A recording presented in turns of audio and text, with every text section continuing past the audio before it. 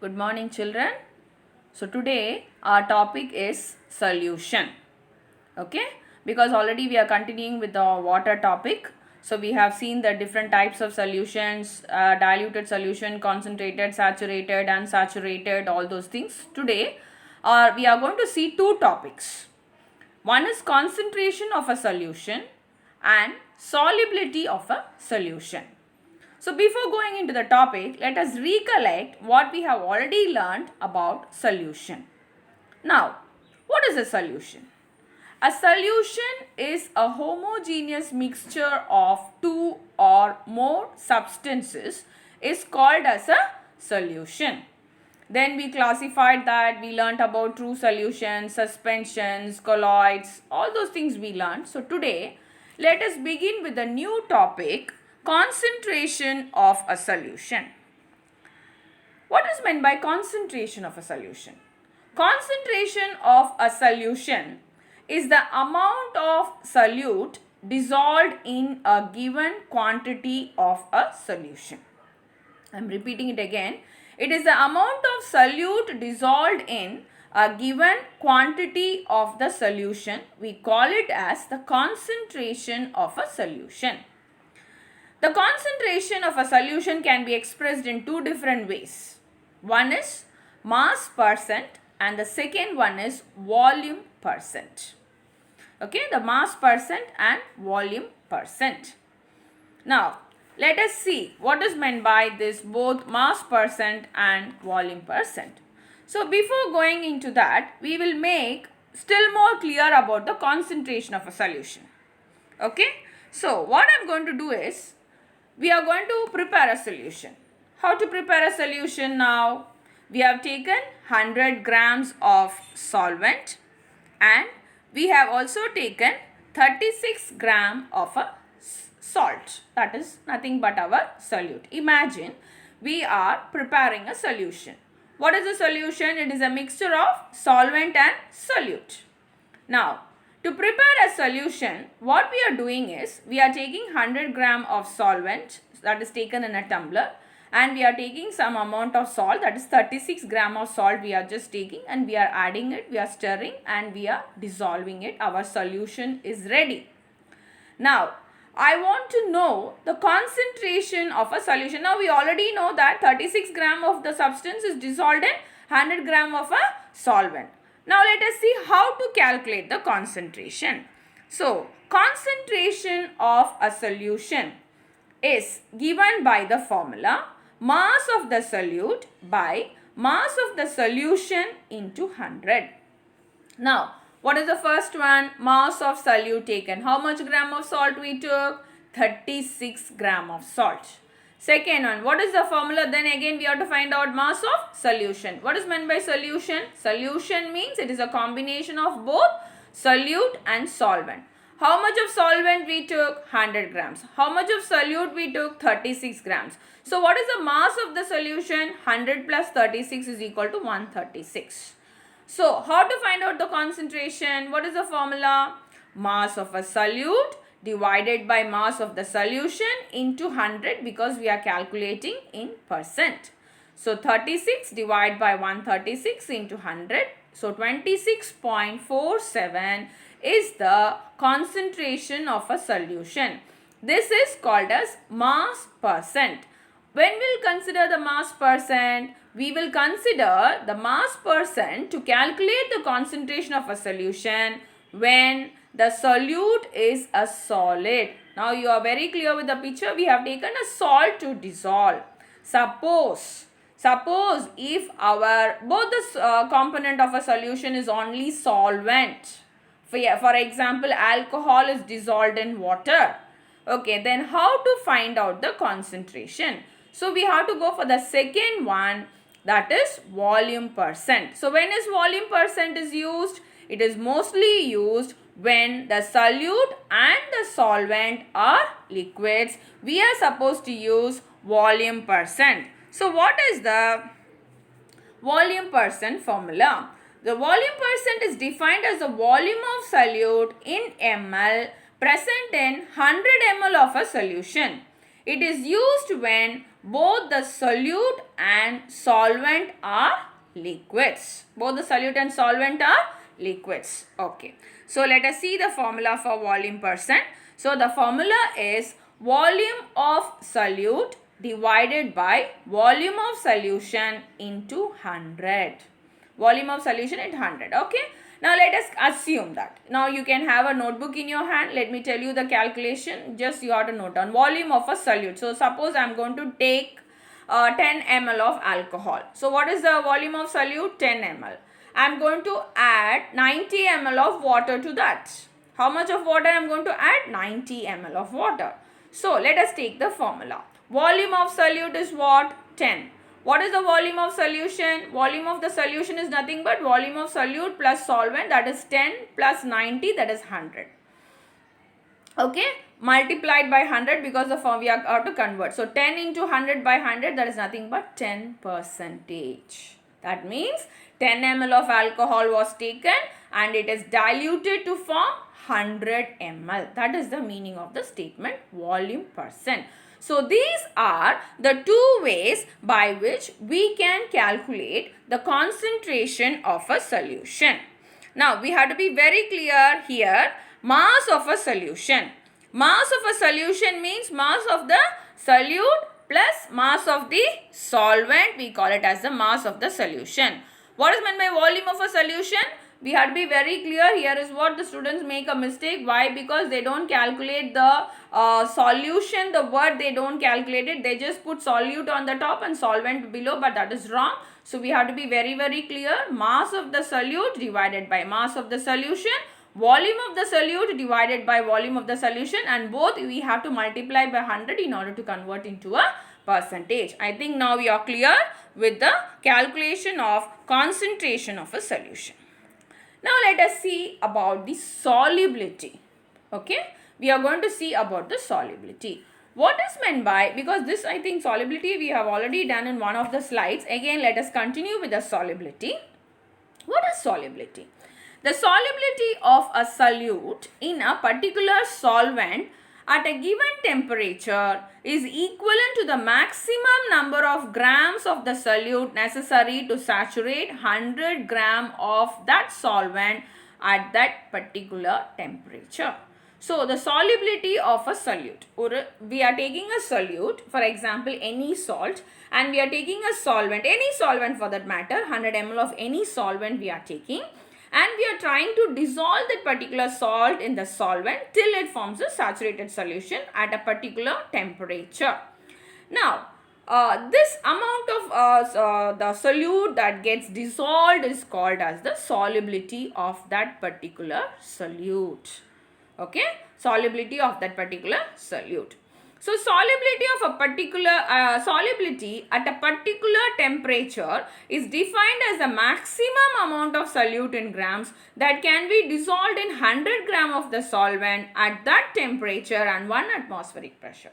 See, why we are specifically telling about temperature? You know that temperature is going to affect solubility, and also the pressure is also going to affect the solubility. So, it is 1 atmospheric pressure, that is nothing but the standard atmospheric pressure of 760 mm mercury. And that particular temperature, it may be a lab temperature, or the temperature at which we are doing the experiment can be considered. So, solubility of a salt at 35 degrees Celsius is this. Solubility of a salt at 25 degrees going to be this much grams per 100 ml. So, your solvent volume is the same, that is only 100 grams. But your temperature and pressure you can vary and you can give the solubility. Now, the solubility will be different at different substances dissolved to different extent in a same volume of a given solvent. Different substances dissolve to a different extent in the same volume of a given solvent. For example, let me take 100 gram of water. Okay, I can add sodium nitrate, I can add potassium nitrate, I can add sodium chloride, different salts. So, will the solubility will be the same for all the salts in 100 gram of water? No, it is not going to be that. So, the solubility of different substances is different, okay, for a given solvent. What is the given solvent I have taken water. I have given in the lab we are taking 3 salts. For example, we are taking sodium nitrate, we are taking potassium nitrate, we are taking sodium chloride, okay. Will the solubility in the 100 gram of water will be the same? No. So there are different solubilities. What are the different solubilities? It may be insoluble, sparingly soluble and soluble. So these three terms we are supposed to know. Okay. What is meant by this? Insoluble, sparingly soluble and soluble. Now let us look into the first picture. You can see in a beaker, in a water, the salt is taken and the salt is completely settled at the bottom. That means it is insoluble. That means it is insoluble. The second picture you can see, salt dissolves in water. That means we know it is completely soluble. Okay.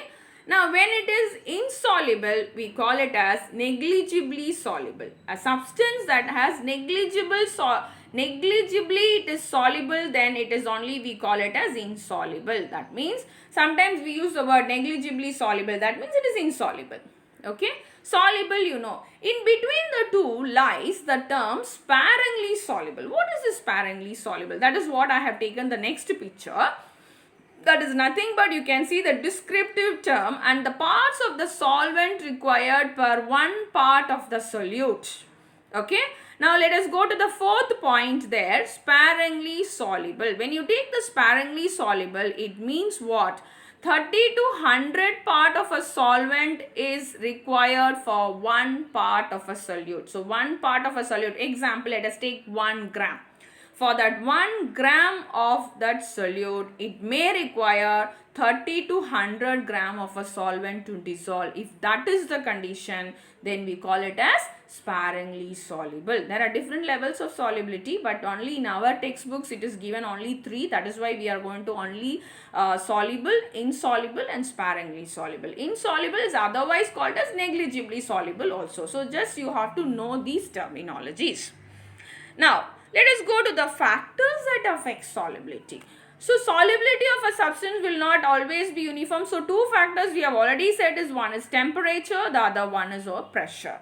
The next one which can affect the solubility of a solid is the size of the particles.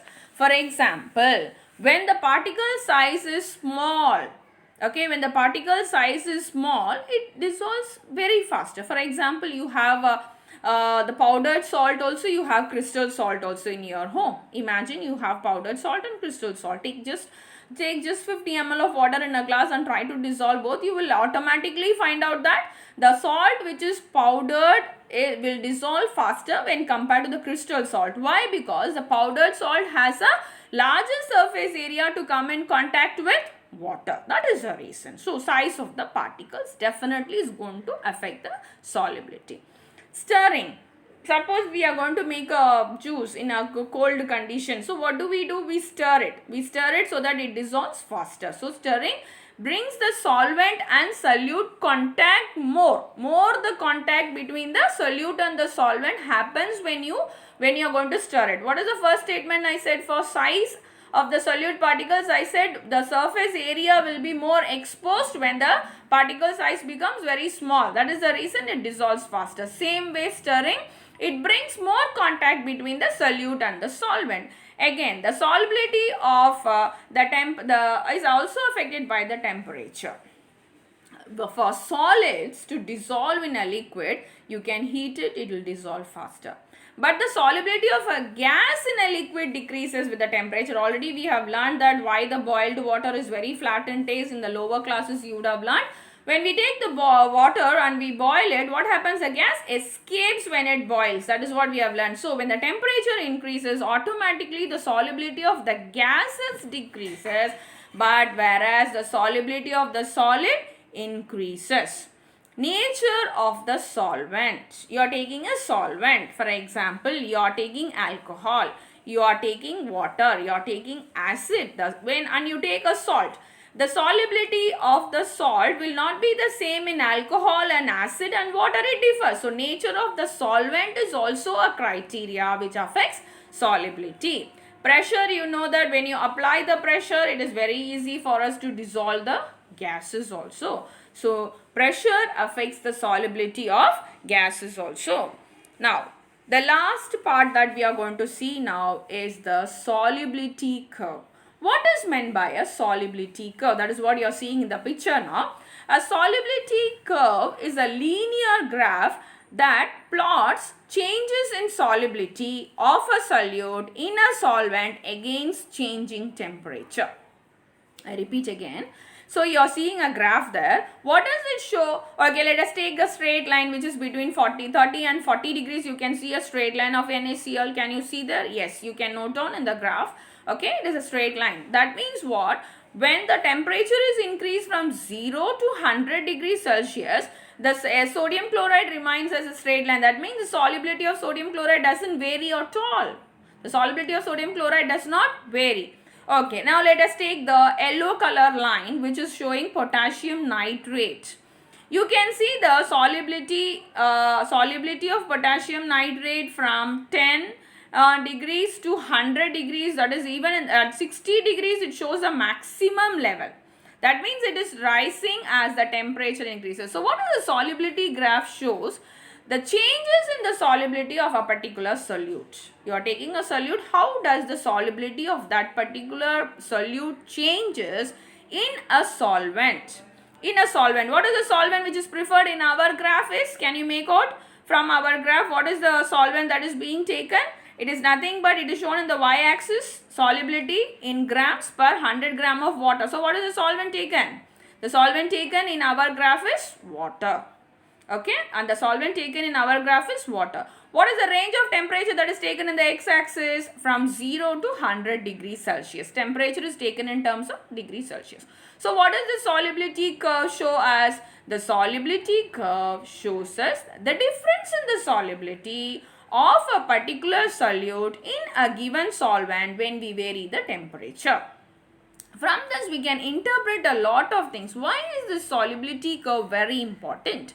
Because it helps us to determine the solubility of a substance at a particular temperature. At the particular temperature, what will be the solubility of the particular substance? That we can find out. We can compare the solubility of two different salts.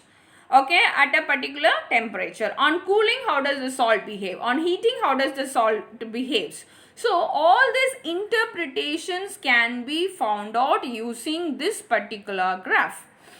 Okay, during the solubility, in an endothermic process, the solubility of a solute increases with increase in a temperature, and in an exothermic process, the solubility increases on lowering the temperature. This also is a very important criteria. It is if the particular process is an endothermic process, because endothermic means what? The heat is taken in, the solubility increases with the rise in temperature.